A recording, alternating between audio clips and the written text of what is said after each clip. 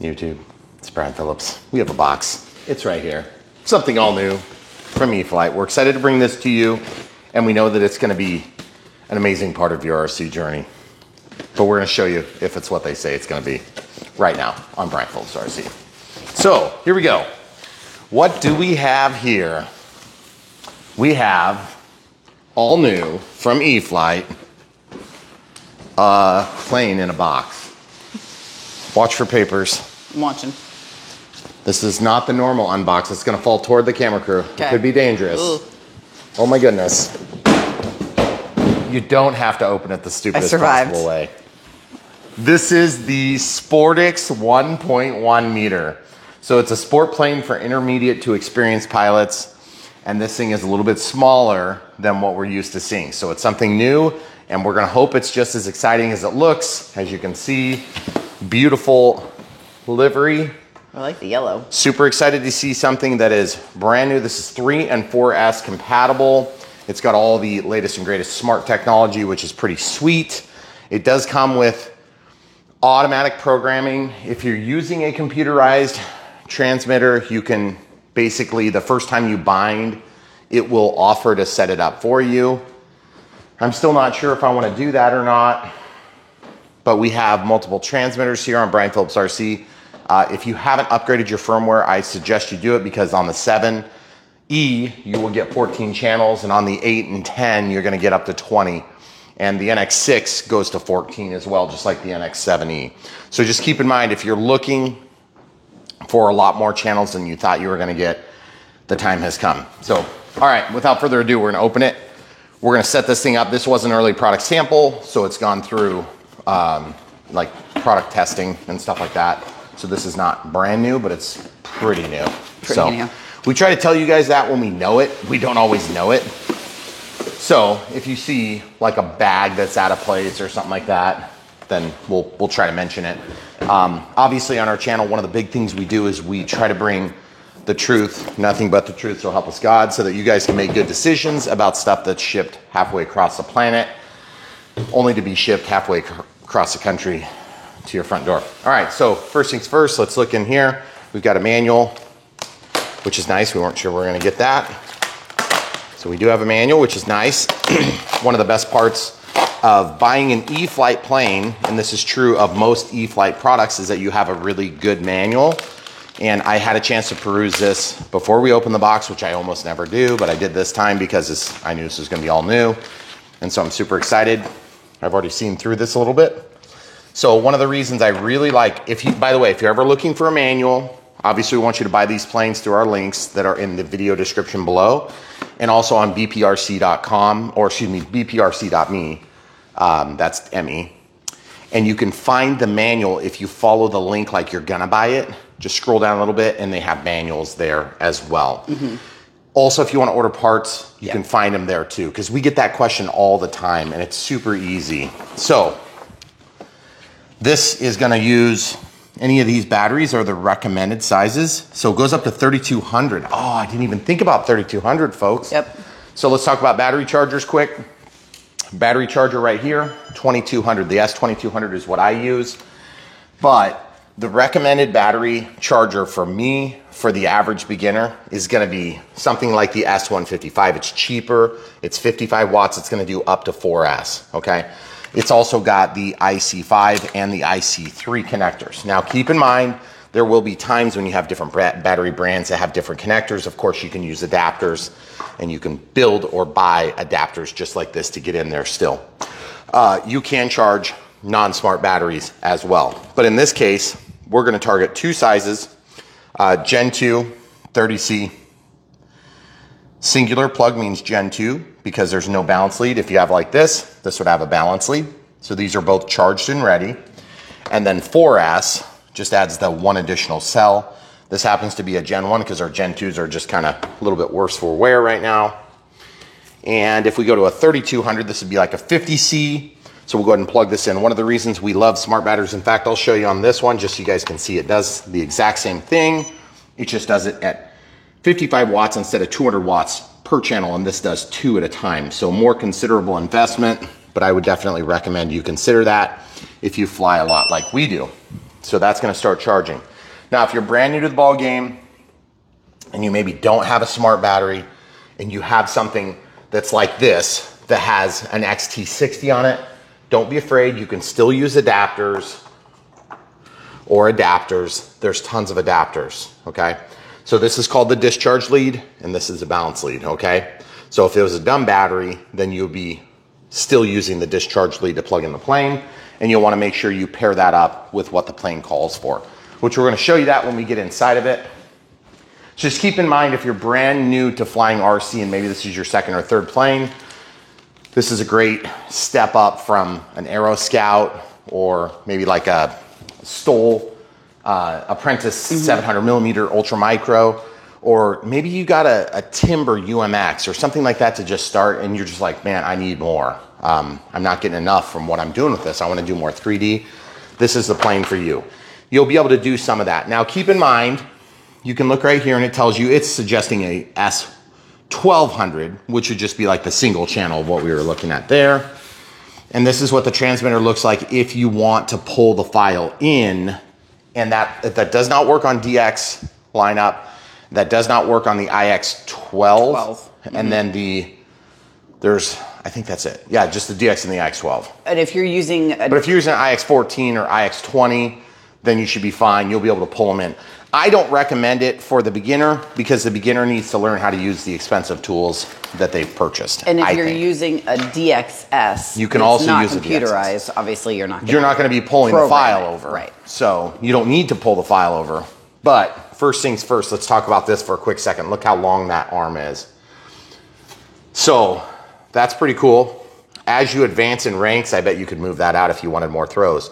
And look, we're in the outside most hole. If you move to the inside most hole, it's gonna move this further. And if you move to the outside hole, it's gonna move it further even more. So you have crazy amount of throw capability. I'm not saying we're gonna do that here. We're gonna fly it stock. That's what we do on Brian Phillips RC. We show the way it comes out of the box. And also a near full length aileron usually means that at some point, if you wanna set up flaperons, we should be able to do that. I do not know if it comes out of the box with flaperons. Quick, easy plug. This is a clip-on style wing, which is pretty sweet. I don't know exactly how it goes on because I haven't built this yet, but I do know that they go together quick. So if you have to take apart your planes for transit, then you should have no problems with this particular model. We usually don't take our planes apart unless we're selling something, you know, because we basically fly here. And also, this is not going to be sub 250. Ooh, what do we have here? LEDs. LEDs, amazing. Sportex, very stiff wing. Feels like it's strong, resistant to twisting, which is good. Beautiful painted finish on the bottom. The top is not painted, but because we have the opaque bottom, I think that's gonna help complement and look nice because you don't see that shine through that you get sometimes on the models. I personally don't care if a model is painted. Some people get really hard on about that detail. I'm not one of them. I could really care less. If it's a white model, just leave it unpainted. But there are people that really, really, really don't like that. I don't quite understand it, but not me. All right, so we have landing gear. I can't quite get it out at this angle. Maybe I can? Yeah, I can. Okay, so that reminds me of the landing gear that are on some other planes. We have a soft tire. Yes, ours have a little bit of wear and tear on them because this is a product development sample, okay? Yours will not have the wear and tear, but they will have the squish. Look, guys. That's what I'm talking about. Yeah. Soft tires. Thank you for listening, Horizon. Back in the day, there were softer tires. They stopped using them because people would set them on a table and then the tire would get a flat spot on them, okay? The problem is at that time, we had about 14 other things in these foam models that were not really refined enough, in my opinion. We have seen huge advancements in these models. If you're thinking, oh, it's foam, I'm not gonna touch it, I'm telling you, all you have to do is just watch how well this plane flies. Okay, there is a joiner in here, but that's kind of weird. I'm not sure how that's gonna work. Just remember, things have come a long way in the 10 years we've been doing it. In the 10 years prior to that, they came from like something to nothing. So that's pretty sweet. So this is kind of like an FP, is it FP1? What am I trying to say? Like formation flying. Oh, no, F3A. F3A, thank you, F3A. Oh, there's also a tail wheel. Don't miss your tail wheel. So I'm just wiping this off. I noticed a little bit of dust on the nose cone, okay? So the foam, to protect the foam from foam, is a very important part of the project, obviously, for the packaging department. And if you look here, give me a squish, the tail wheel, and then there's a plastic nut on there as a retention nut, and this thing spins free, which is awesome. Love it. And then a snap-on, or actually more of like a, snap-in style. Oh, that's new. Yeah, right, which is exciting. Yeah, it just goes in with a pressure fit. Beautiful. Oh, tail light. Awesome. Oh, nice. Love tail lights, guys. Where's the wire go? The wire goes down here, and then it comes in, it looks like. No, that's plastic. How the heck does it get through? I think it's right there. I can see it. Or is that the hinge? No, right at the bottom between the black and right there yellow. Between the black and the yellow. Okay, so totally sweet. By the way, if you're an Iowa fan, I'm sorry because I am too. And we watched the game last week. It was not so good. But anyway, made in Iowa football colors, obviously. And, or other teams, if you're into those We other just teams. live here. We just live here. Okay, so reinforced hinges. They're not just pinch hinges. They are embedded hinges. We have 1, 2, 3, 1, 2, 3 pinpoints, and then a metal ball link with a joiner. So that's pretty sweet and beautiful. I must say, really, really nicely finished. We've got that nice smooth finish. You almost never see those little mold releasey bumpy things. Yeah, you can like barely see that one. See that? You're pointing out. And we used to see that like everywhere on the models. Yeah. So again, didn't really bother me, but it was just a thing that has suddenly disappeared. So they've obviously got something going on with the injection molding process. Wait, for these. Your prop is in there. Oh, goodness gracious, there is a prop. So we have a white prop. It blended in with the... It did. That's weird. We don't hardly ever see white props. So I'm going to repack this. We'll come right back and put the pieces together. Okay, so minor crisis averted. First of all, just want to point out something. We got this, and I said, that seems a little short to me. That was for good reason, because the wing joiner is longer than that. We'll explain. We looked in the box while we were off camera for a second, thinking our product sample had been shorted apart. But two things, just as a FYI, ours had this installed, yours may not, okay? 2mm drive. There are screws in here, okay? The screws are the screws that mount the landing gear, okay? So guys, if you get yours and the screws are in it, good. If you don't, no big deal. Just keep in mind this is a product sample, so that means that there was product development testing done on this particular unit, and that's how we're able to sometimes get them early so that we can have footage ready for the release dates, okay? So that being said, if you guys are ordering this now, we usually don't talk about release dates and shipping times because we never know if stuff is gonna change, and so we don't wanna mislead, but we do know that it's right around the corner, correct? Mm-hmm. Yes, okay. It is. So if you guys pre-order, I believe the pre-order goes live today. So if you guys are wanting to pre-order, go for it. If it's a popular plane, a lot of times that means that they sell out really quick, so get yours while they're hot. Okay, I can't quite lift that up, so I'm gonna have to get a knife or something. Actually, I wanna try something else.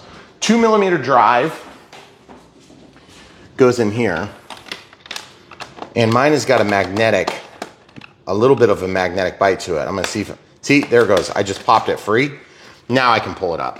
Then I can put my screwdriver under. So again, yours will probably come in a bag, a hardware bag.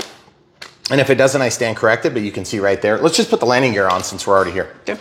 This build is gonna be quick and easy, guys. If you're brand new to Brian Phillips RC, this is the way we do it. We unbox the plane, we build it, we show every step start to finish. We try to indicate if there's some irregularity about our situation, which is usually kind of like super minor details because they're early release stuff.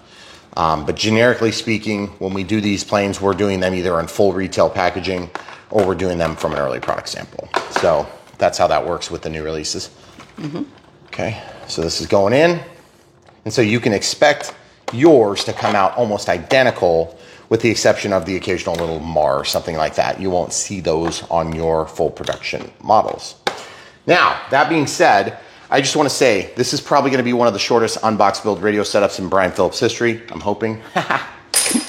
But I wanted to talk to you about this. This has happened to this simulating a rough landing. This has happened to us before. Push the pin back, lift the lid. That's our joiner rod. There we go. See that? That looks better. So you can store it in there, and I just want to also talk about a second thing. Look at this. For the tail. Oh. So that Carbon other thing fiber. is just... It's designed for it. Look, Yeah. it's quite literally designed Puzzle. to receive it. Yeah. And then look at this. We have these weird clicky things. Let's grab that wing for me, camera crew. So also the hardness of the ailerons, to separate the ailerons, is it going to be hard? Are they already separated for flaperons? I do not know. I know you guys are going to ask that question. It looks like right now they are Y-cabled in. Why are they Y-cabled is my question. Why are they not separated for flaperons out of the box?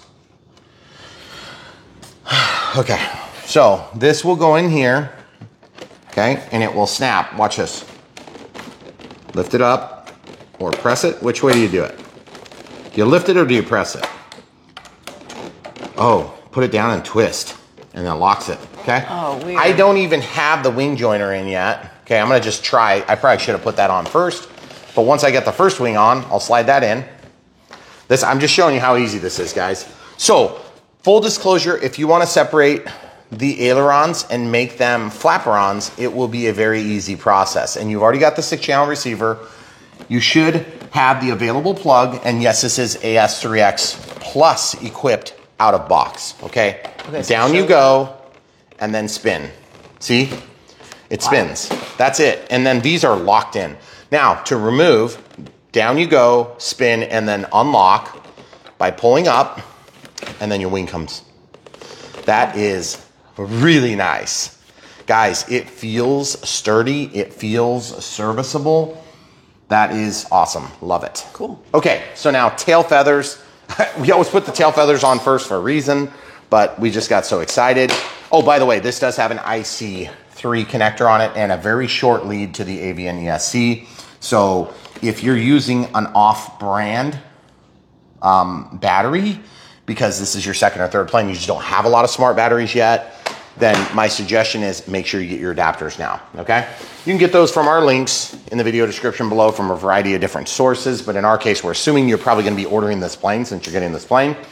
So you might wanna get it from Horizon, so you know, it's available. Just make sure you know what lead you're using and what you're going to. And they speak in terms of battery to plane, okay? Not male and female.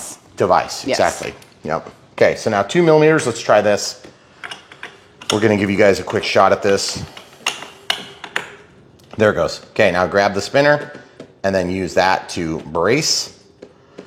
And if you're brand new to the hobby and you're not sure what you're doing, maybe don't put the spinner on and don't put the prop on at this point. But I am gonna go ahead and do it. I'm not new to the hobby. I've set up hundreds and hundreds and hundreds of planes.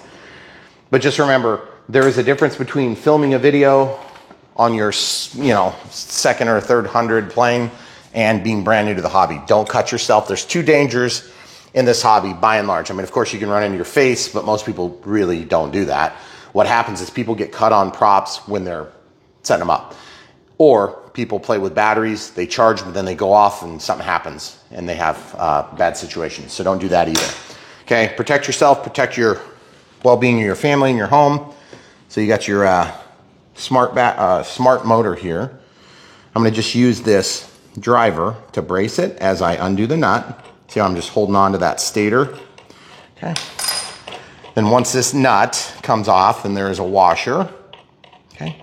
Now this, of course, is a modified bolt that goes down to the motor mount assembly. Then the prop is going to go on. It's got these, yours are not going to be marked with that, but that's the aluminum rubbing off on the plastic. And then this is keyed to kind of set into it. Okay, so washer goes on next. And then I'm going to hold the plane because this has kind of like a curved nose on it. So if you don't have one of these plane stands, they're super nice to have, and you'll eventually need them anyway. So I'm going to hold the prop as I spin the nut. Eventually it's going to engage. It's going to hold everything together. Then I can use my metric crescent wrench. You got to get metric. Megan, do you get the joke? I get the joke. I was saying, don't confuse people. I'm assuming everyone If you're know. confused by that joke, you're probably in the wrong hobby. But the truth is, yes, I'm going to twist this and you'll see that it's spinning the motor. So sometimes this happens, and if it happens, it's a bit of a pain in the butt So what I will do is I will grab, let's do needle nose pliers. It's just whatever we have lying around. We have needle nose pliers. And I'm gonna hold on to the stator.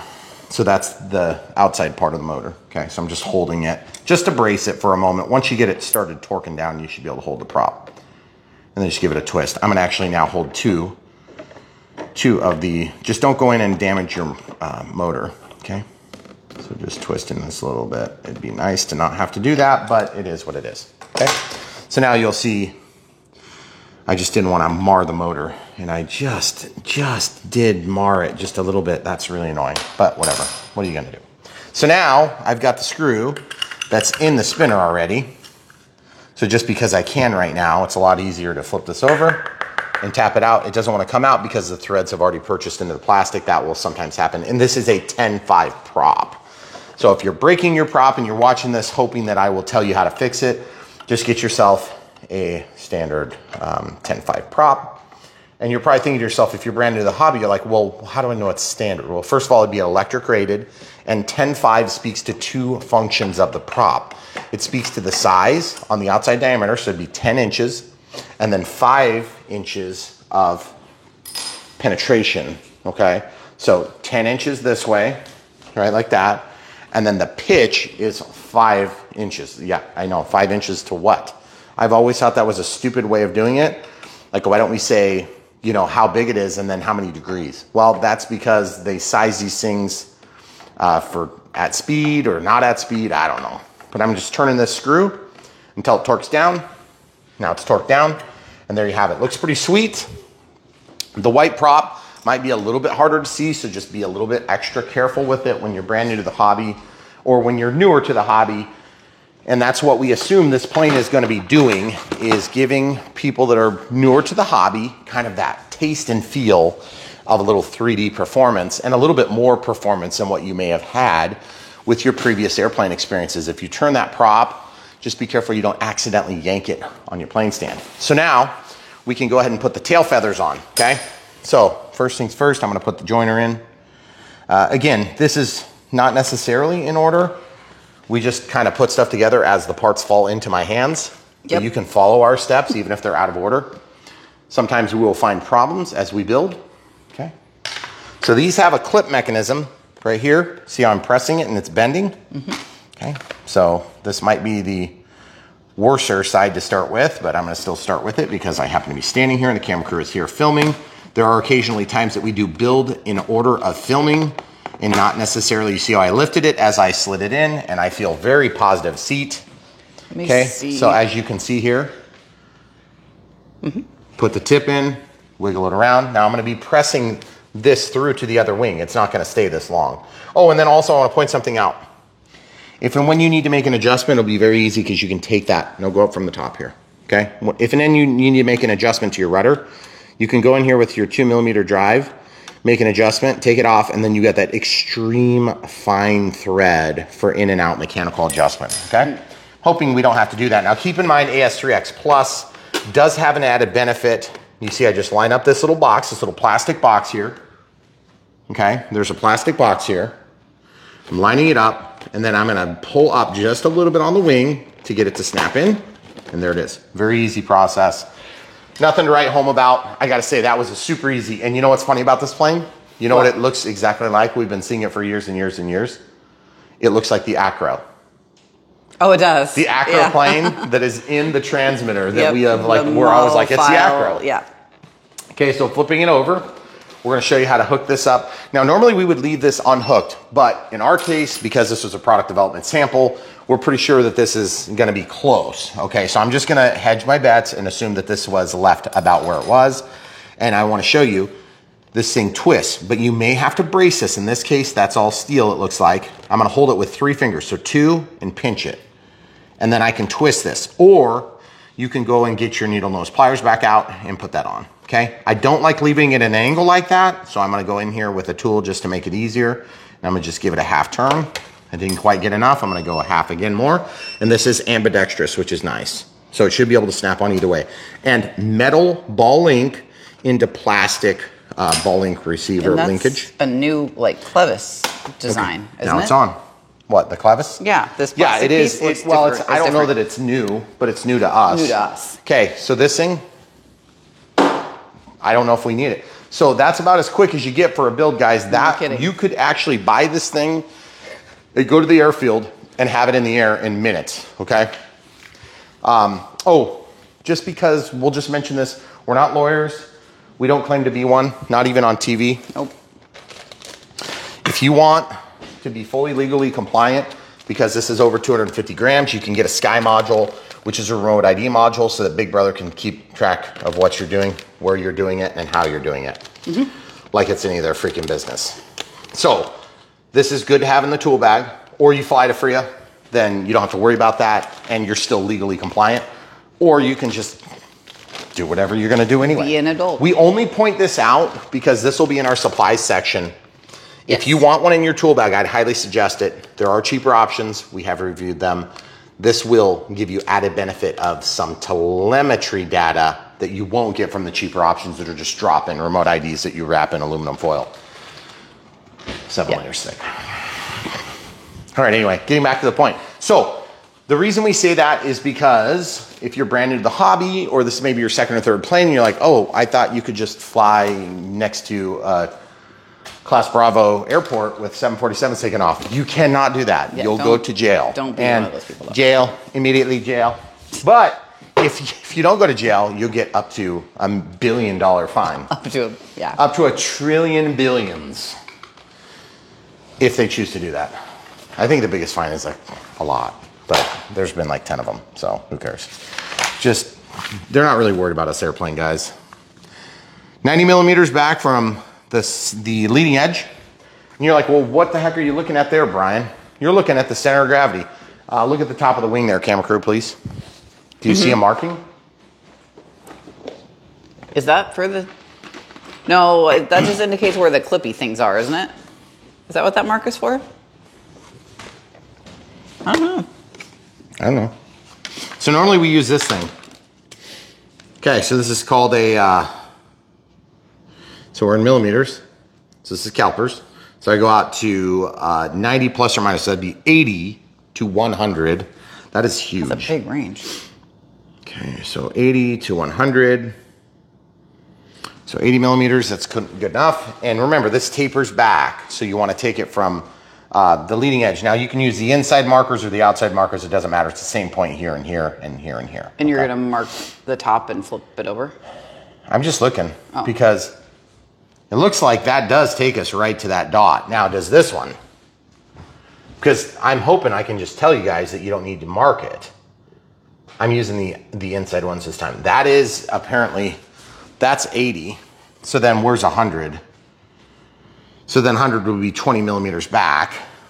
Again, plus or minus 10 millimeters. Yeah, that's back quite a bit from there.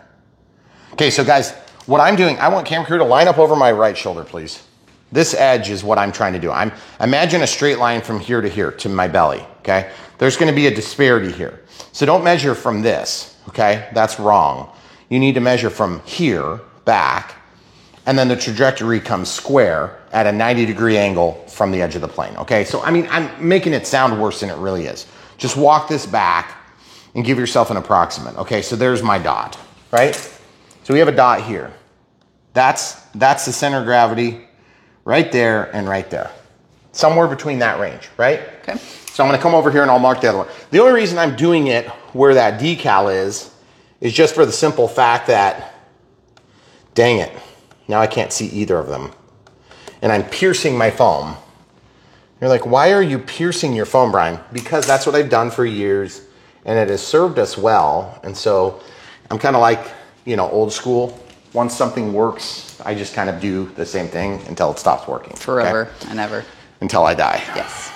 So I've got a few more years, hopefully. All right, so that's in there. Center of gravity is marked.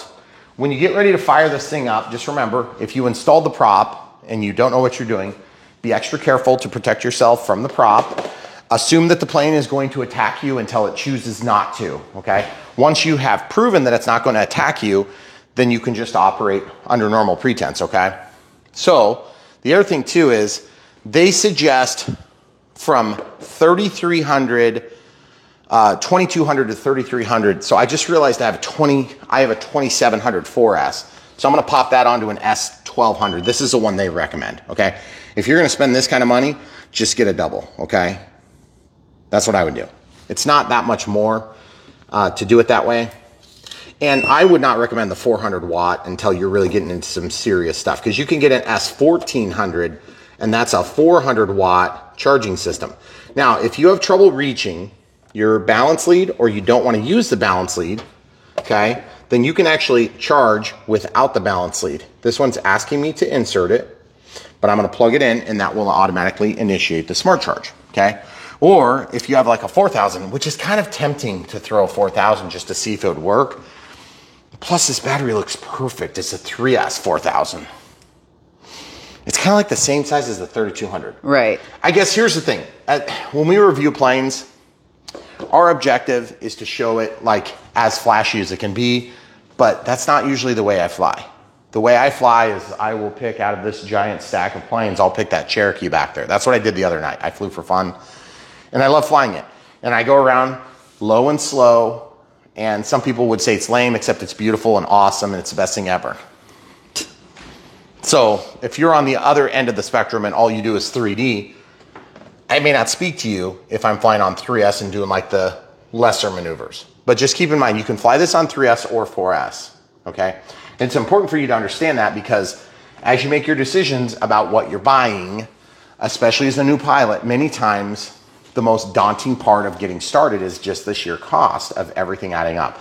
So you may not want to have an NX10. I get it. I'm gonna make the sales pitch. This is not meant to be a sales pitch, because it's the same answer I've given people for pretty much for the entire time we've done this. 10 years. 10 years. Okay. I have a DX18 that I bought way before we worked with these manufacturers, way before. And I love it, and it's still intact and it still works perfectly. Okay. But I don't use it because I didn't need all the features back then. I never got past 10 channels. Now we are getting close to where we're going to get past 10 channels. We're not there yet. But I almost never use sliders, okay, in my personal experience. You may want them, okay? I use this switch all the time for gear. I use this switch all the time for flaps. I use this switch for an accessory that I don't oftentimes have, or a weird mix. I don't really use D except for AS3X on, off, and safe. If I have safe equipped, which we will be safe equipped on this, sensor assisted flight envelope is auto leveling. I can turn it off, and then I can set just stabilization. Now that's the way I set it. And then over here, I have all my rates tied to one switch on F, okay? I start in the middle, I double it, or excuse me, I half it to make it more sensitive, or I double it to make it less sensitive. So it's like less touchy or more touchy. Sometimes with 3D planes, I will actually go into negative expo, which makes the sticks even more sensitive in the center. So you barely have to move them to actually impact change on the plane. That also speaks to the amount of throw that you put on your control surfaces, okay? And then of course, throttle cut, one of the most important features you're gonna have. Then I use the right knob, or the rotary knob is actually what it's called, but I always call it the right knob because it happens to be on the right side of this, but it's actually a rotary knob. So if you hear me saying right knob, please forgive me, that's what I use. The reason I go over this is because nowadays with having 20 channels, you may not realize this because you might be old school here, you're gonna bind to this plane, then you're gonna bind to another plane, you're gonna bind to a helicopter, then you're gonna bind to another plane, then you're gonna bind to another helicopter, then you're gonna bind, and you're gonna scroll through and find the plane you want. I have like 230 something planes in this transmitter right now. I'm almost out of model memory because you have up to 250, even though you can put a gigantic SD card in here. There's also another SD card in here, right about this general location if you were to pull this in half, okay? How do I know? Because I have dropped these before and broken my switches once. It's my fault, stupid. I used a sacrificial small transmitter, fixed it, no big deal. It took me like an hour. Okay, that being said, this 630 is a 6-channel pluggable receiver. So you can easily reprogram this and go back to factory defaults, and then you can set it up like a plug and fly. This happens to be a bind and fly. So that means that all you have to do is bind it and it will literally set itself up, but it won't necessarily set the switches into the correct place that you're used to or that you set up. So we're gonna go through the entire process because anybody can take this out of the box and they can go through the binding procedure and they can actually follow this prompt, okay? So if this is where we depart ways, so be it. you can follow this step, okay? If you have an NX transmitter, you can follow that step. However, my suggestion, and this has always been my suggestion, it's not just because we want you as audience members, but the truth is we hope to help exercise our training in such a way that you don't need us after 4 or 5 videos of unbox build radio setups. They're long, they're tedious, they're kind of hard for us to produce because we've done so many of them, it gets kind of like to be the same thing. But the truth is we know that's where the audience needs help. And so that's what we do. So we also then of course fly them and enjoy them and love them and store them and then fly them more times. And sometimes we do second thoughts. So if you're curious about the process we're gonna do here, the process is gonna look something like this. Make this thing fly, see if we like it. Does it do what the manufacturer said, or does it do more or less? You get to make up your mind. Is it good? I'm not gonna do a rating system. There's people that do that stuff. I don't care. It's all based on, I have a plethora of experience with retail entry-level airplanes. This one ranks good, better, worse, bad. We don't do the best. We don't do that. The best is, it's just a non-starter because this thing cost, what, like under $300 out the door with a battery. The next plane might be $500 out the door with a battery. It better be better. Right. And then this one is considerably more than the one below it. So to compare them across the price spectrum is just sort of a fool's errand. We just want you to know if it does what it says it's going to do. Now, for that reason, we're not going to change or modify the system settings other than going through our normal setup. Now, because we're going to go through the normal setup, I'm not going to factory reset. I'm just going to go in and bind to it, and then I'll make sure that my control surfaces all work in the correct direction, and then I can set my switches accordingly. I'll teach you the whole process. That's called radio setup. So if you're brand new to the channel, that's what we do. It's called Unbox Build Radio Setup. We literally have hundreds of them. Sometimes it's an unbox build radio setup and we barely have a build involved. Yes, right. I know I'm not building this plane because people used to stick build these things. I totally get it. I've done it. I understand. It is just common vernacular so that it's easy to communicate. It's a shorter word to type in the title. Yes, than exactly. assembly. So for setup reasons, we're going to use 3S. Okay. Or 3S. So in our case, we'll probably just use this because it's the easiest to set up. For flight, I'm assuming most of you are going to go with 4S 2200. That's probably what you're going to use because I want to keep this thing light on its feet, but I want to enjoy it as much as possible. Now, there's another trick that they like us to do, and that's to put Velcro in, and I don't do that trick because I like shelf liner. Shelf liner is cheap. It's easy. It's like buying tape, okay? You know, tape is cheap. Tape is easy. And all I do is I glue this stuff in, and then it sticks and causes additional, almost like a rubber-like bite between two surfaces. So I'm going to show you right now. If you haven't already seen this, don't worry, radio setup is coming very shortly. In fact, I'm going to throw that off to the side. Foam to foam, if you don't have foam to foam is a good product. It's kind of like what they use to hold these models together, but it's not CA. CA, of course, and we're going over some more details because this might be a beginner-esque plane, okay? So CA looks like this, okay? If you guys are brand new to the hobby and you don't know what CA is, it's, I think it's cyanoacrylate or acrylite. This is a foam safe BSI product.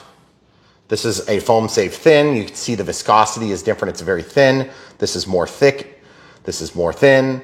This is medium. This is thin. They actually have extra thick, but I don't think they make it in a foam safe. It's also called low odor. This is, and again, brand doesn't matter. BSI makes this, but they rebrand it to all the companies so we get them wherever we're getting them, okay? So this one was like Install Bay. I don't even know where that is. We have links to this stuff so you can buy it. This is medium CA, so you see the thickness, the viscosity is the same as this, but this is not foam safe. However, foam safe is not necessarily required on this type of foam, okay? And then this is called Kicker, okay? Kicker or accelerator. And what happens is you use this stuff, and yes, I do have a Pringles lid holding the bottom because then I put all my poker tip things in there, and then I don't even use the sprayer. I just literally take this thing out, and I dip it in the glue, and then that sets it right away where it is. This will dry without a setting agent like this in, you know, probably 10, 15 seconds, or in like a second with this. It's incredible how big of a deal that is when you're building. Okay, so remember guys, when I say unbox build radio setup, I have built, I know what it's like to build. I do not do it because it doesn't meet my lifestyle requirements right now in my life. And for many of you, it might. You might have time to build and you really enjoy the process. So we'll show the tidbits that are really helpful to us, and it might not necessarily be relevant to you. So this is nothing special. It's literally shelf liner. Do we have shelf liner in here if I open this? Nope. No shelf liner. Someone has stolen it all. I stole it all. If I had shelf liner in there, it would still shake, but like the containers would stay so put. bad. Okay? All right, so where do we put shelf liner to make this effective? We have to put it underneath where the battery is going to go. Looks like somebody already put Velcro in here. This Velcro is, I don't know if that's a stock item or if the PD guys did that, the product development guys did that, but I'm going to go ahead and pull it out just to demonstrate what I'm demonstrating. And I like to use just enough to kind of cover this little area here. Now, if you're in a super, super hot climate, this might also add an additional complication for you, so just be aware, use your best judgment. I don't even want to like open this package. I'm just going to like literally leave my scissors under the edge and just cut like about the size of the battery. Okay. This is, a lot of times this has like little holes that looks kind of like a different product, but it's the same stuff. We just found one that Was solid. it doesn't slide. Okay. So like this slides, this slides, this slides. With a little bit of pressure, this won't slide. And you see how white my finger is? I'm really pressing on it hard. See what I'm talking about? It will eventually slip. Okay. And then look, I have to like peel that, but it doesn't leave any residue. So I love this stuff, and it also doesn't let the glue come through. So that's why we started using this style instead of the style that's more conventional. And if you guys don't know what I'm talking about, this is the other style we used to use. It's like this, okay? Yep. So like shelf liner. So sometimes the glue kind of will like It'll eke through it. through it just a little bit. So, and mostly in the hot applications where we've got like an EDF that's really sucking power fast and your batteries heat up, okay? So what do we use? We're gonna use foam to foam. Buy a bottle of this, have it on hand. It will last a long time. It doesn't dry out in the tube, but if you're not careful, your tube will eventually look like this. I'm not very careful with it because we are just constantly doing this stuff. So keep your tip clean, kids. Okay, so then I just squeeze this out. It comes out clear, it stays clear.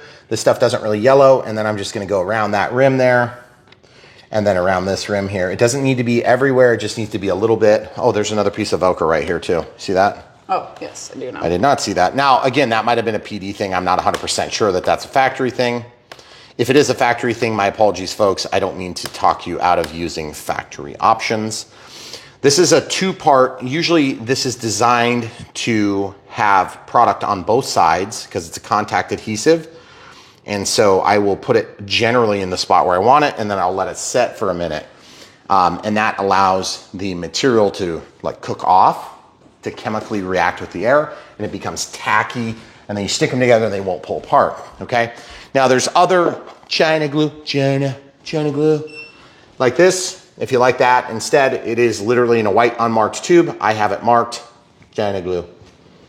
Okay, if you wanna buy that, we offer that through a different manufacturer, but it works really good. I actually like that stuff a little bit more in tackiness out of the bottle. It'll be a little bit more tacky right away, but they both work really good. This one just takes a second longer to tack up, okay?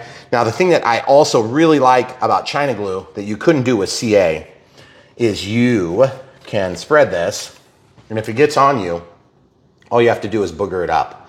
And then it just boogers off your fingers, just like a booger, okay? And it just works, right? It's very simple, it's very basic. And as you can see, my finger's clean. I don't have a bunch of like residue, and I certainly don't have to get acetone out and clean my fingers that have been glued and stuck together like CA will do that. You will literally, hey hun, can you go get me acetone? Yeah. Okay, so now I'll just drop this down. And you don't have to do this step. The reason we show this step is because these are the steps that make life easy when you're out flying. Remember, do as much of this before you get to the flying field. If you're buying this and bringing it straight to the flying field, you could actually do that with this plane because it's so basic. We're gonna load our battery. Then doing this step might not make sense for you, okay? So, and a lot of people have Velcro on their batteries. Here's my gripe with Velcro. You get a battery like this, you put it on this side for this plane, you put it on that side for the next plane, you put it on this side for the next plane. Next thing you know, you can't even tell what the battery is. And plus it obstructs when they start to get worn out and they start to puff a little bit. It's a little harder to tell because you got foam all around them, okay? So now that this is in here, you can see they've got this new style that you've got this weird like side on it. It's high quality, but it's a little bit thinner than some of the offerings. So I like to hold that with my thumb. and it's out of the way now. I can put a little pressure and then pull that around. A bird just ran in the window, no big deal. And then I can grab this, undo the Velcro. Now this Velcro, in my application, is only relevant to hold downward pressure because remember we just did that shelf liner. And guys, if your plane does this, it's crashing, okay? You might have this, like rough landings, but you're not gonna have that without crashing. And you'll notice that it's not moving, okay? So that's what I wanted you to see.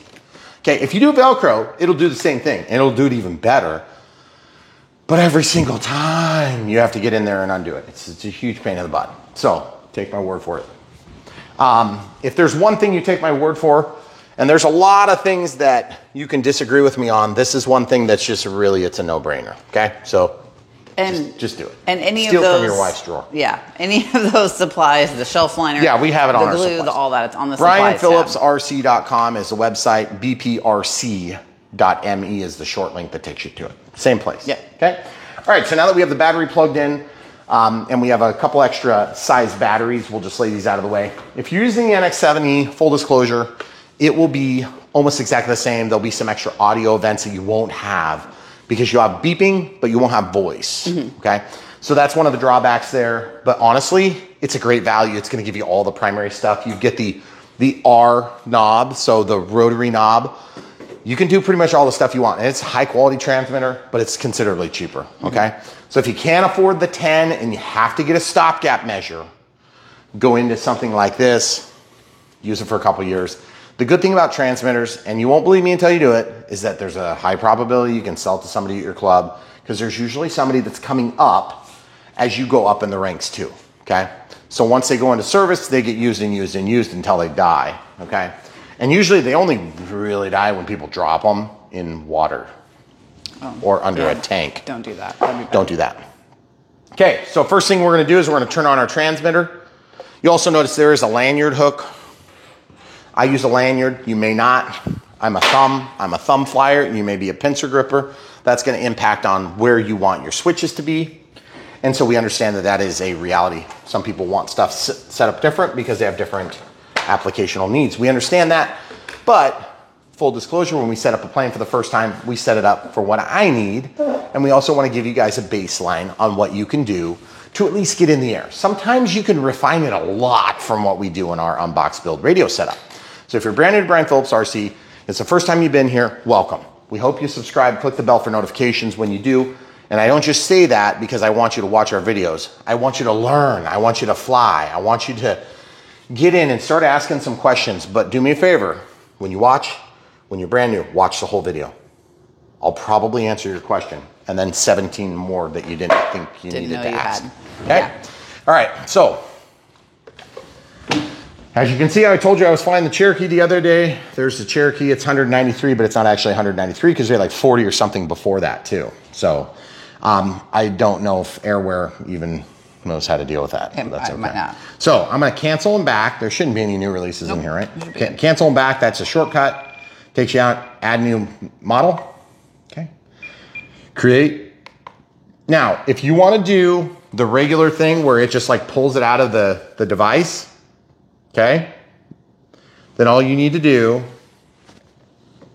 is bind to the model. And the first time with this transmitter and that model, it'll ask you that question, okay? Also, it's going to override what's in there. So, and yours won't take near as long if you don't have 250 models in there or whatever it is we've got. Okay, so model type. Ah, look at that. Strange. It's like the exact representation of that plane. It really is, yeah. Yeah, so we already have that, so data will be reset. Model name, this is where we type it in. So it claims 221, but it doesn't know how to do math evidently, so that's good. And we're gonna type this in right now. It's gonna be the Sportix 1.1, and don't forget the size, because if you don't do the size, you're gonna end up with like a UMX later, or like a Z, or Carbon Z, or something like that, or a 2-meter version later. So we're gonna do that, and we'll come right back. Oh, and now that I've typed in Sportix 1.1 meter, I just was gonna remind you, I use the Legacy keyboard. That's in system setup. Yours might look a little bit different. You can use whatever makes you comfortable. It's one of the few things that I don't make out of a template that would make my setups take me 2 minutes to set up. I can literally open my transmitter and set up a brand new plane in like minutes off camera. It's so easy. But our unboxes are longer because I'm trying to teach an audience of brand new pilots or returning pilots. That's what we do here. Aircraft type. Okay. So we are going to use a normal wing. Now, how do we know it's a normal wing? First of all, we know that we used a Y cable for the ailerons. So as a result, we don't want to split and use two different servos. They show one box there, and that indicates that there's one servo. Oh, geez, 6 ailerons. It scrolled a little bit too quick. So you can do 2 ailerons, 2 flaps. You can do 2 ailerons, 1 flap. You can do 1 aileron, 2 flaps. You can do 1 aileron, 1 flap. Okay, so at some point, we might have set up. Did you see flaperons? Yeah, that's what I was looking 4 ailerons, that's cool. That's new, I didn't even notice that before. There's flaperons. So that you have to separate the Y cable, which is no big deal, and we'll show you that at some point. But right now, it's going to be normal. Now, the dual ailerons, you can also set up, but then it doesn't add the flap menu. Okay, so that's why we always go with what we go with. Okay, so normal, and then the tail type is normal as well. And how do you know that if you're not sure? Well, normally what you would do is you would go to this page and you would look at the setup, and it tells you these things here, okay? So they switched the style in the menu in the manuals here not too long ago, and I'm not sure if I'm crazy about it yet, but it's the same all the time, okay? So then there's all this other things in here which we don't have to mess with, okay? But then there's select image. Ah, look, it's already in there. Although let's just, we haven't, image from file, standard image. See guys, there's lots of standard images. And mostly that's gonna be nice for you to be able to differentiate quickly between models by looking at the screen to see what was already pulled up, okay? So obviously that's what we're gonna use because it pretty much is right anyway. All right, and then flight mode setup. I'm not 100% sure if we're gonna have to set up flight modes, but let's go ahead and set them up. Yeah, this just goes straight into the assembly instructions. And as you can see, looks pretty simple. On the ESC, it talks about lining up the control surfaces at the edges, which we'll talk about later. There's safe switch. If you want to turn on safe and you don't have a programmable transmitter, this is what you would do. I don't even know if people are doing that anymore. If you use a DXS, you would have to, right? Possibly. So then it talks about the receiver. It talks about, you know, spare parts, troubleshooting guide. I don't think you're probably going to have to do a lot of that. So just going back to that page, we are pretty close to being done with what they want done. Now we're going to do what I want done. And this, of course, is the NX series because that's what we have. So they talk about dual rates being on 3 separate switches. I'm not using 3 separate switches. Nobody's ever going to be able to get to 3 switches, especially if you're brand new to the hobby. So we'll just set it up to 1. We'll do that a little bit later. Flight mode setup. Okay, so I'm going to set 1 flight mode to switch D. There's 3 positions on switch D in this case. And then I'm going to go to spoken flight mode, and I'm going to set these accordingly. Okay, so the name is going to be AS3X is what I want here, then off, and then safe, which is also going to have AS3X, which I'll show you how to set up all 3. But for now, I am going to scroll this stuff in right now. And in order to scroll it in, we just like quite literally type it in. So we'll come back when it's done typing. All right, so we've got AS3X typed in. Remember, there's just a label. Then there's an audio label. So we got to scroll all the way down to here. We'll come back. Okay, so there's safe and there's AS3X. Okay. Okay, then we've got this. We want this to be off. So I'm going to go in here. I'll double cancel, and that clears the screen so I don't have to type over it. And then I'm just going to type the word off. And this is just a label. And then I'm going to scroll down to about the middle for off. Okay, so as you can see, about the middle for off. And then this one's going to say safe. So we're going to type that in, highlight, cancel, cancel, and then type sensor assisted flight envelope. So obviously that's going to be SAFE. So sensor assisted flight envelope. Okay. So that's auto leveling. And in our case, we usually have stabilization also on at the same time. It would be unusual that you would separate the two, but you can technically do that. I don't know why you would. Yeah, it would be strange. Okay, Okay, so, and there are some systems that do that. Okay, so safe mode.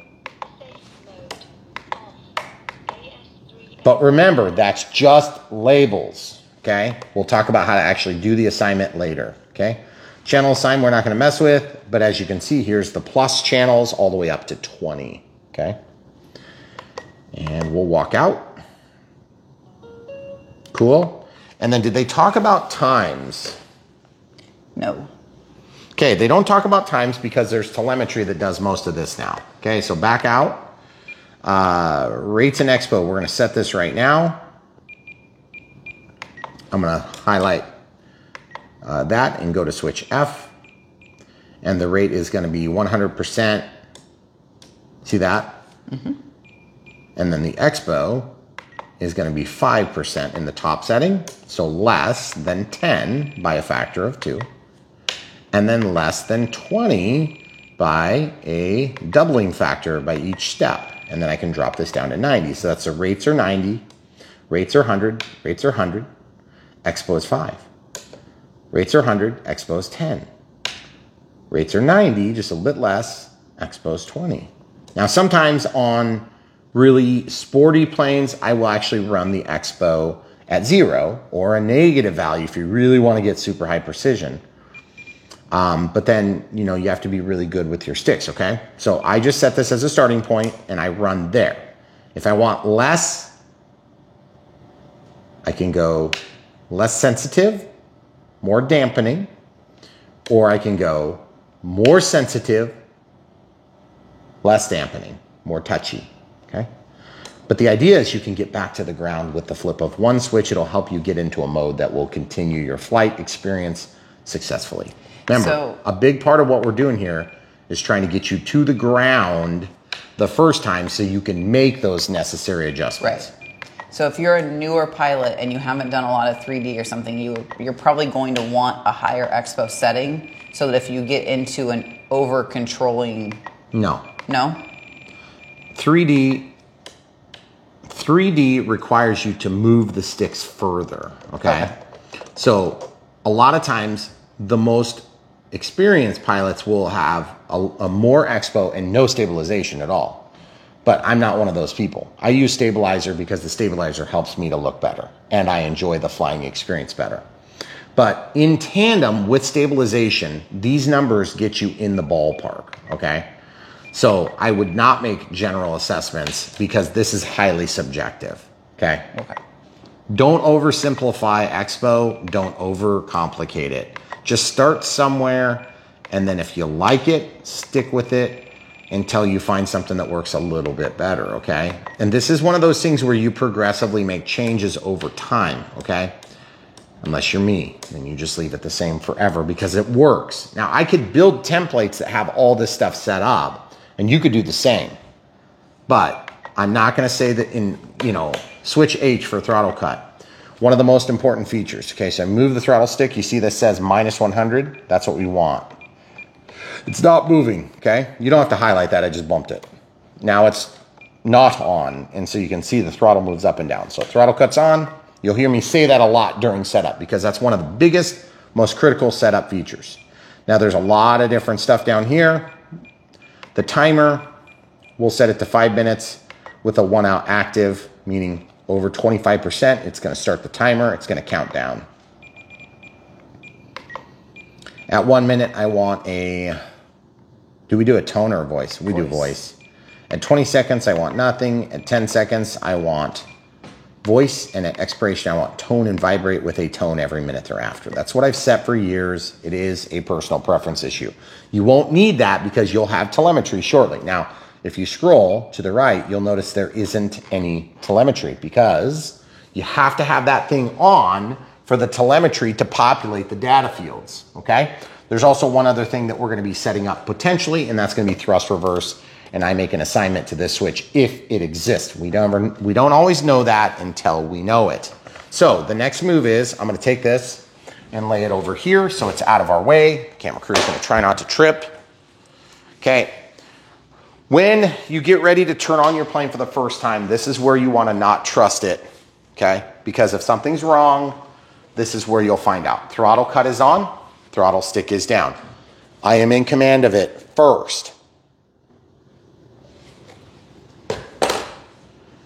The canopy, I don't want that to blow off and get damaged, okay? The plane is secured so that if that thing, worst case scenario, would start going, which it won't, then I would be able to sit here and just hold it until the battery dies, which would be a long 10 minutes. We would be able to make adjustments, but then we're safe.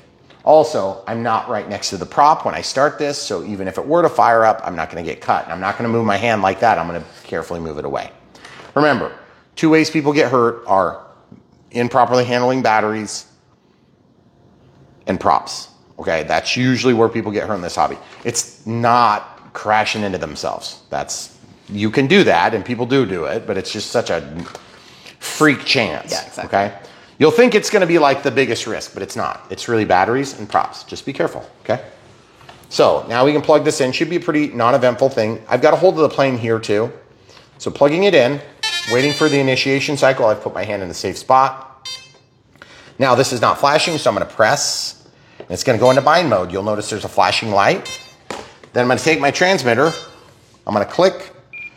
I can trust it's not going to take off on me until I am bound. Bind.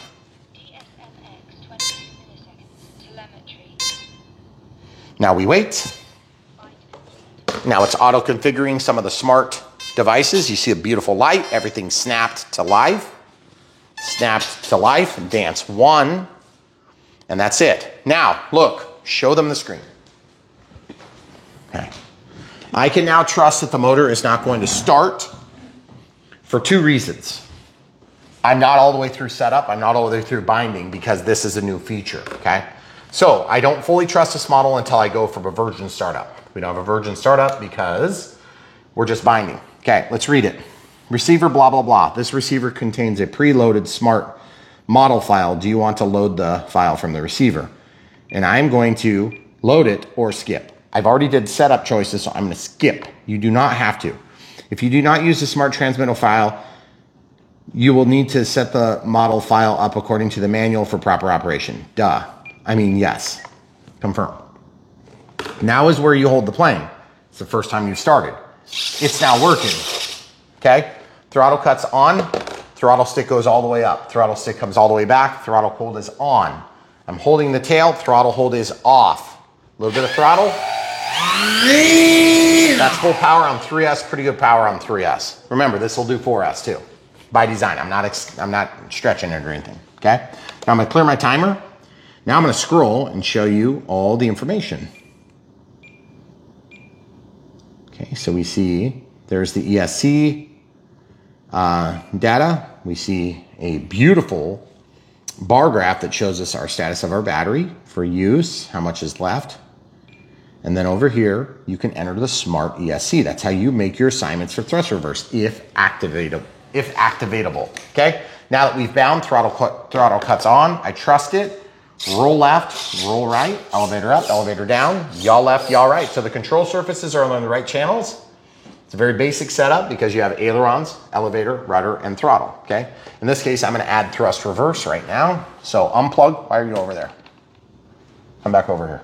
What are you doing? Plugging this in. Trying to get where I can see. Plugging it in. Throttle cuts on. Now I'm gonna do this after that beeping, okay? So it says, low throttle, up elevator, left aileron. That's going to switch to a step 2. Now it's going to go to right. Okay.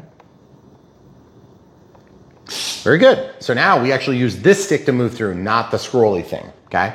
So this is serially controlled through the receiver. Okay. So flight is fixed wing, brake is disabled. I'm going to turn it on to reverse. Brake force, this is the value you're supposed to put in that's supposed to match some things. I don't know if I really care. I never turn it on. I'm supposed to turn it on. I'm supposed to tell you to turn it on. So you can change, when the low voltage cutoffs and stuff like this go. That's pretty crazy low. That's 3.4 is higher than I would normally do. I said low, but I meant higher. Oh. We'll find out if it's a problem. And then you can change different things, okay? Good Lord, there's a lot in this. Then thrust reverse is currently set to channel 7. There's nothing wrong with channel 7, but let's just talk about this. Channel 7 is not pluggable. That's ideal, but I usually set it to something higher by default, okay? Because I have 8 channels on this transmitter. I want to not have it tied to one of the switches that's defaulted, okay? So usually what I do is I go over to like channel 9, okay? And then I can go down and exit with save. So now I'm gonna hold the plane, exit with save. Now you'll hear an arming noise. That's the ESC. Beep, beep. Okay, good. All right, throttle cuts on.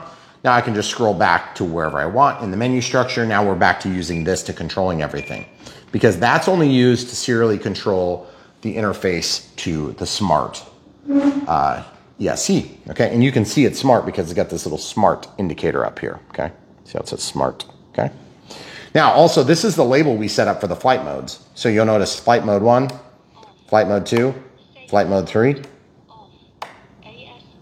But that's still just a label. We have to still activate those features. Currently, AS3X is already on, but it's not working because I haven't given throttle since the last ESC fire, okay? So, roll left, roll right, elevator up, elevator down, yaw left, yaw right. Now, we need to make an assignment so we can have thrust reverse work. So, first thing I'm gonna do is I'm gonna secure the plane, shut off my thrust, or my throttle cut, I'm gonna give throttle. And we'll reverse right now, okay? Throttle cut is on. Now, I'm gonna click, I'm gonna scroll all the way down to system setup, disconnect RF, and I'm gonna go to channel assign. Now I wanna go to channel 9. I don't want it on that because right now it's back here on one of these. I wanna change that to switch G so I can exercise switch G. Good, I'm gonna walk out. Okay, so then I'm gonna click. I should have just gone to channel 11. Now that we have more channels, I can do that, because then I wouldn't be on any of my controllable channels. Okay, so what we're gonna do is we're gonna now go into digital switch setup. We're gonna select exercise switch G. Now in this switch setting, let's take a look at what's going on. Throttle cut is off. We're in reverse thrust, so that's obviously not the direction I want. I want that to be my forward thrust, like normal flight. I want this to be reverse thrust, and I want this to also be reverse thrust, but I want forward thrust up here. So I can quickly actuate it upon landing to slow the plane in a hurry. Throttle cuts back on. So that means whatever this is, okay, throttle cuts off. This should be forward thrust. You see that box goes around whatever position we're on? So now in forward thrust, throttle cuts on. I want to make this go the other way. Why not just switch the channel in the servo setup? You could technically do that, but then we have an ambiguous middle setting. I don't like danger. I don't want that. Okay, so what I'm going to do instead is I'm going to just go to this. I'm going to set this to -100 by scrolling it over to -100. Okay. So once you get to -100, then that's going to be our forward thrust. Okay. Then we're going to set this to +100, which is our reverse thrust. Okay. And then this one, same thing. We're going to go from -100 to +100. Now, if you ever make a mistake, you can hit cancel and it'll put it back to the default. You see how that worked? So now this will be reverse thrust as well. Now, you're probably thinking to yourself, but Brian, why do you use that switch? And why don't you use like a momentary switch or something like that? Okay. So now when I'm here, I'm going forward thrust. I'll just demonstrate it in this menu. Forward thrust. Okay. Now reverse thrust. And reverse thrust. You see reverse thrust? Reverse thrust, forward thrust. Throttle holds on, back down, okay?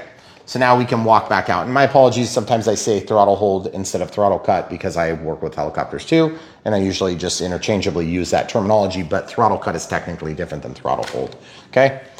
Throttle hold stops the throttle from working, which is this channel. If you're on a heli, then this channel also controls the pitch of the main rotor. And so you can control that and auto gyro a helicopter down with throttle hold on if you were to accidentally turn it on. So it still controls the throttle while you're not controlling the throttle, if that makes sense, okay? In a helicopter. That would be a collective, okay? Instead of the throttle, like in an airplane. All right, hopefully I didn't confuse you. Like I said, this is, if you're brand new to Brian Phillips RC, these are the type of morsels you're gonna get over time because I've learned a lot over the years, and I'm gonna try to share and disseminate this information to the World Wide Web of people that are interested in aviation, whether it be airplanes, whether it be helicopters, VTOLs, or some other dimension of that. Drones, things like that. We do it, but a lot less, okay? We also do RC cars, tanks, trucks, you know, off-roaders, crawlers, bashers, boats. We do all that stuff. But our mainstay is fixed wing aircraft, as you can see from looking around this room. We have more rooms like this, by the way, a lot more, and shipping containers. So continuing with our setup, we have to set up AS3X and save. So that's gonna be our next move. Okay, so we'll just scroll down, and this is forward programming. So we're gonna jump into forward programming. Now keep in mind, forward programming is where we're actually connecting to this in another way. That's not like serial where you're using this. You use the menu structure here, but we're connecting, we write information and then it's stored there. It operates as such. And then in order to make changes, you use forward programming to make the changes. So you don't have to have an active connection to make the plane fly or to execute settings, but you do have to have the plane in close proximity to make these settings. So keep that in mind. All right. All right, so gyro settings. Oh, by the way, you can turn on advanced menus if you want.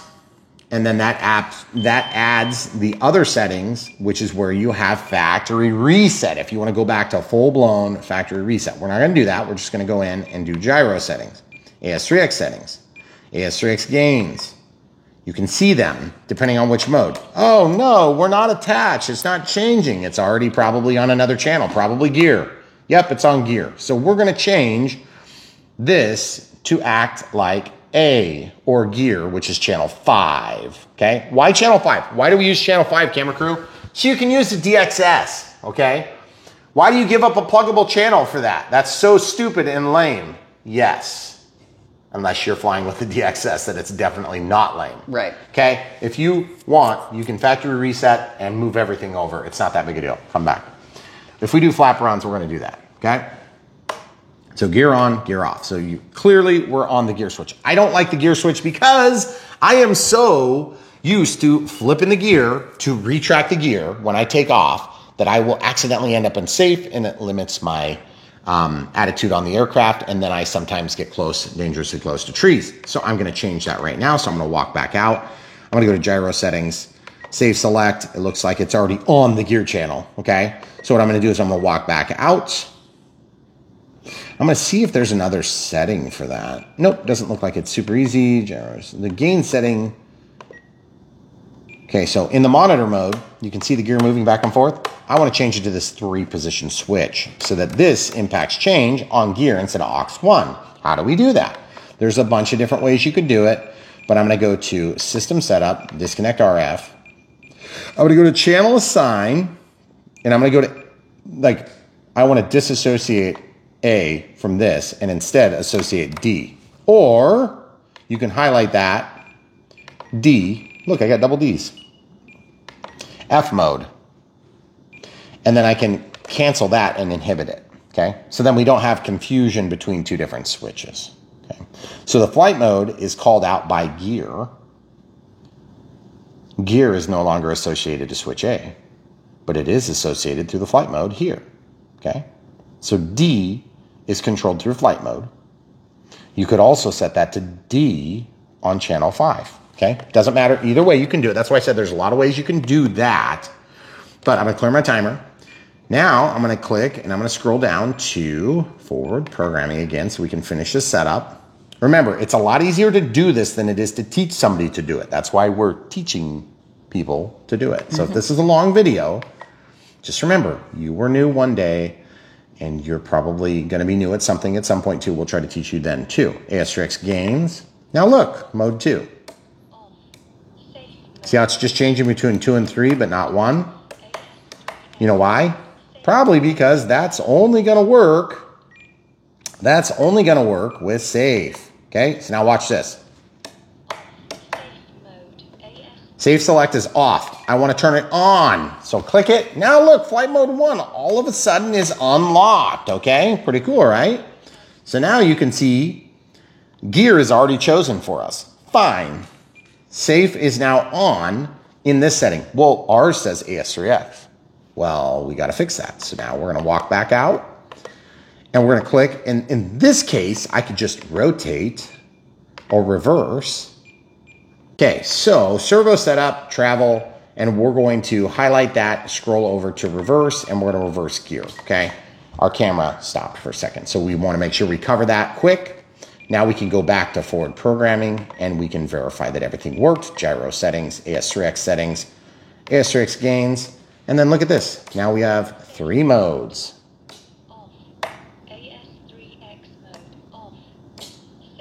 And you're like, but it's still on. Why is it still on? Okay, that's because over here, watch this. Safe mode is AS3X is on, AS3X is off. Safe mode. Now safe is on, which automatically latches on to AS3X in this case. Okay, AS3X is off, AS3X is on. Pretty cool, right? So now that's all set. Now what we do is we will go ahead and go into gyro settings and show you AS3X settings. We can go AS3X gains, and they are preset values here, okay? You can make those adjustable, but you probably have to do some other stuff. Stop lock, release rate. This is a new feature.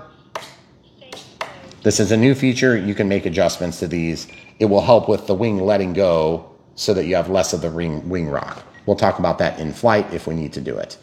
Priority, I don't mess with, I just go with the factory settings, okay? So pretty simple, you can change those values by scrolling onto them and then changing them, okay? So now this plane should be totally set up. Let's talk about this really quick. Hopefully I have enough time. 1 minute. Throttle hold is on. Throttle hold is working. Throttle hold is off. We have forward thrust, switch to G-switch. Forward thrust is now reverse thrust, all the way back to forward thrust. We've tested it. Now elevator up, elevator down, roll left, roll right. Why are you over there? Roll left, roll right, elevator up, elevator down, yaw left, yaw right. Now, when I go to a different mode, I have off, okay? AS3X doesn't change the amount of throw. And then when you go to safe, you'll notice that it moves less. Throttle cut is on. Flip the plane upside down on its back, and you can see the ailerons trying to find the quickest route to level, and you can see the elevator pointed up slightly until it gets level, okay? So there you have it, guys. That's the full setup. You can go out and fly this thing. But you should probably check the direction of correction if you're setting this up. All right, so the control surface directions do matter. So we've already checked it from the human interaction. So elevator up, elevator down, roll left, roll right, yaw left, yaw right. So you can see there's a lot more movement in AS3X or off, but in safe there's less, okay? So we talked about in safe, when this thing is upside down, it's gonna attempt to correct. So you can check safe super easy. That's gonna try to go up because we're closer to level going this way than we are going this way. And it's gonna find the middle point right there. So it's gonna go the other way now. You see that? Then the other thing you can do for safe is just make sure the elevator goes up when you're pointing downhill, and then it goes down when you're pointing uphill. That's going to attempt to bring you to level, and you can tell when it changes directions, the direction and attitude of the aircraft, okay? So that's working, and obviously it's correct. Now, the reason we go over that is not just for this plane, but as you work through the ranks of plug-and-fly planes. Sorry, it's kind of annoying me that I don't have this lid on. I'm going to put the lid on. So the last thing we have to do is check the direction of travel for AS3X. So I'm going to go back to AS3X. We've already engaged the throttle, so we'll know it's moving. This is how I do this. You got to make sure your throttle cut's on because you're going to be near the prop. Okay, so I'm going to move the rudder. I can see it move. I'm looking at it. Now I'm looking at the elevator, definitely moving up and down. It's going, resisting the movement that I'm moving while not calling for it with the stick. Same thing with the ailerons, up, down. Can't see it very much, so I'm going to put my hand on it, up, down. Okay, now camera crew is going to hand me the camera, and I'll show you from my perspective. The rudder is harder to see. You can see it's kind of leaning. I'm trying to spin really fast. Now it's leaning the other way. It's resisting, okay? Now the elevator, you'll look at the same thing. So as I move the plane up, it goes up. When I move the plane down, it goes down. Remember, this is AS3X, so it's going to stop as soon as you arrest the movement of the plane. Now on the roll axis, this one is admittedly kind of hard to see. But when I look, I can kind of see it right here. In fact, I'll give you a shot of that real quick, guys. Don't mean to make you feel sick to your stomach, but look at this. Okay, so as I go, I'm looking right here. See, that's going up and down. What you want to do is you just want to make sure that that surface, when I raise this wing up, I want to see it go like this to resist. Okay, so it's going to go up and then down, and then up and then down on the roll axis. So once you've confirmed that those surfaces are going in the correct direction, you're ready to fly. Now, given that this is a bind and fly, and given that this has AS3X Plus, there's some additional features that you can tap into if you want to use them. You don't have to mess with it at all. That's part of the reason why the bind and fly is so nice. Also, I just want to talk about the strobes on the wingtips. I didn't notice that at first. We got strobes and nav lights through a clear window, which is beautiful. And to be honest with you, that's all we expect anymore, is just to have a nav light. I love a tail light though. A bright white tail light is gorgeous. And also it's cool because it moves, which is really nice. Any crash beacon, top and bottom, is cool. It doesn't have to be there to facilitate what I want. I just want to be able to fly when the sun is setting low and early in the fall. And that's what we're just getting around to. We're almost to daylight savings. Oh, we're shutting off daylight savings. And then everybody's just like, it's just dark when you're done with work. And it's so frustrating. So that being said, I want to get out and fly this thing, which what we're going to do next. So I'll top off my batteries. We'll probably test it with 4S 2200, possibly 4S 3200. And then we're going to have this 2700 milliamp as well, if we want to go in the middle. And then we did one more size. Oh, it looks like just 3S 2200. So if you guys are brand new to the hobby, or you're just returning to the hobby, it's kind of incredible what you can do and what you get away with on these very easy to set up planes. I mean, you can be flying this in minutes. Our video is going to be about 5-6 times as long as it takes to actually set this up. But if you're brand new and you need the help, you're in the right place on Brian Phillips RC. The other guys are going to show how it works. They're going to probably do a great job of showcasing the details about the plane. But we're going to show you how to get it from the box into the air. Because at the end of the day, if you need help, we're here to help, and that's what we do on a routine basis. If you want to return the favor, the best thing you can do is just buy planes from the links. We make small commissions when you buy from the links. We don't want you to buy the wrong plane at the wrong time for the wrong reasons just because you want to help us out, okay? Buy the right plane at the right time for your right reasons, okay? That's part of our mission here on Brian Phillips RC, is to help prevent one and dones. That's where you get the wrong plane at the wrong time for the wrong reasons. You crash, you fail, and the failure leads to misery, suffering, lots of tears, pain, potentially failed marriages, lost jobs, all sorts of terrible things. I hope it's not quite that bad for you. But if it is that bad, you'll understand why we don't want one and dones. One and dones are when people quit the hobby because they didn't have the opportunity to succeed, okay?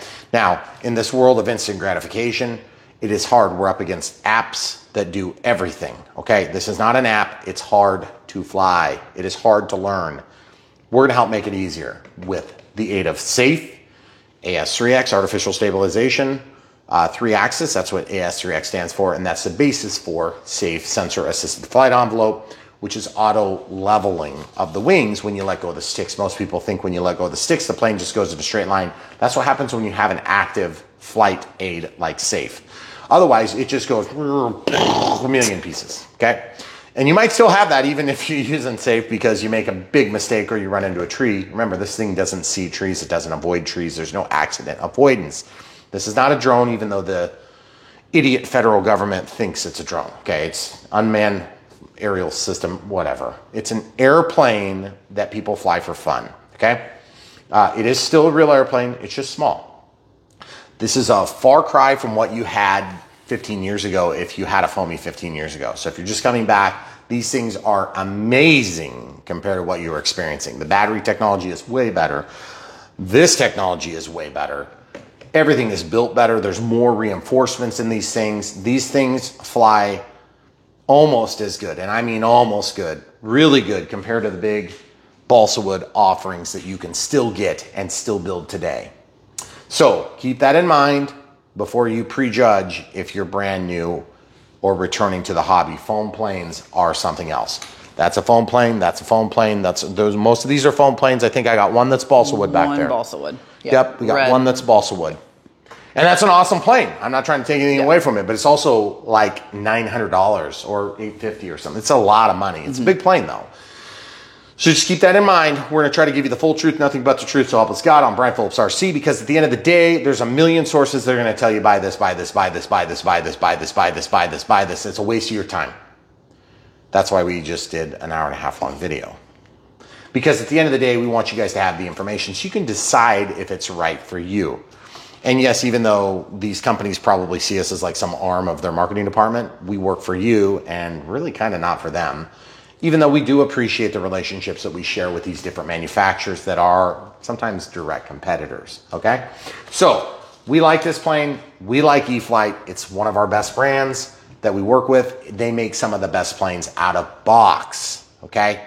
If you hope to have an E-flite experience with an off-brand, you can put in Spektrum equipment and you can emulate a lot of those positive traits, but you can't get everything out of the box as quick and in the air to have a good, solid experience with most of the other brands. You have a similar good experience on some brands, admittedly, but I'm gonna just tell you this. Usually it's a safe bet when it says E-flite on the box, okay?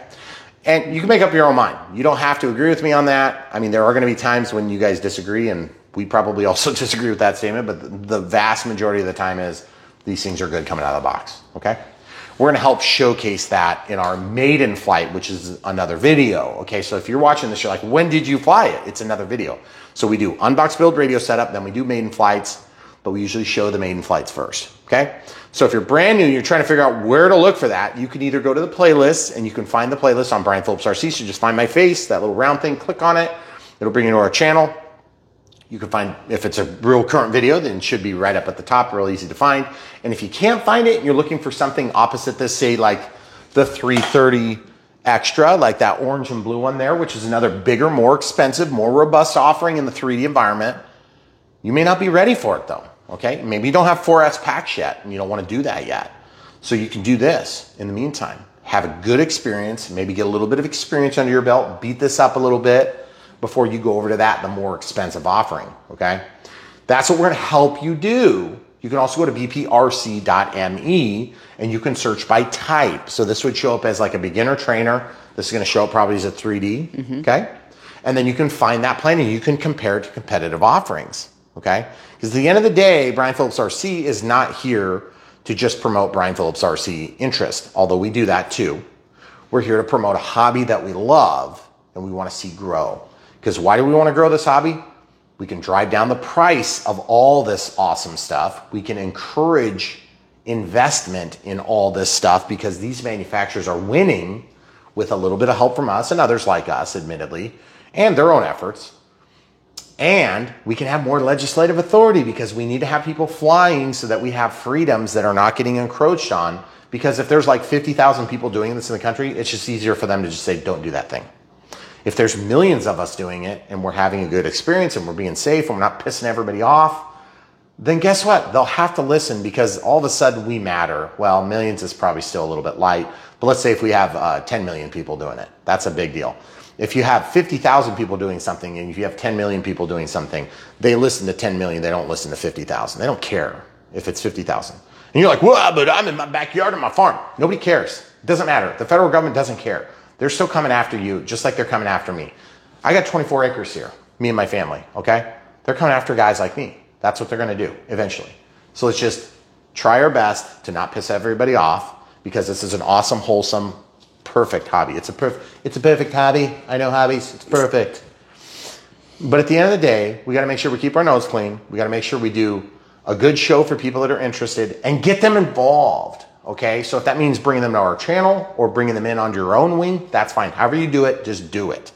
We want this hobby as big as possible, as lucrative for the manufacturers so that there's more competitors. And then we'll have better product offerings and lower prices and better technology and more advancement. This stuff is not rocket science. It's not like a trick, okay? You can go run a garbage truck and make a lot more money a lot easier than you can making foam airplanes. You can buy some rental properties and make more money with a lot less headaches. You might get a call about backing up toilets on Christmas Day, or you can make foam airplanes. You see what I'm saying, guys? There's easier ways to make a buck professionally than RC airplanes.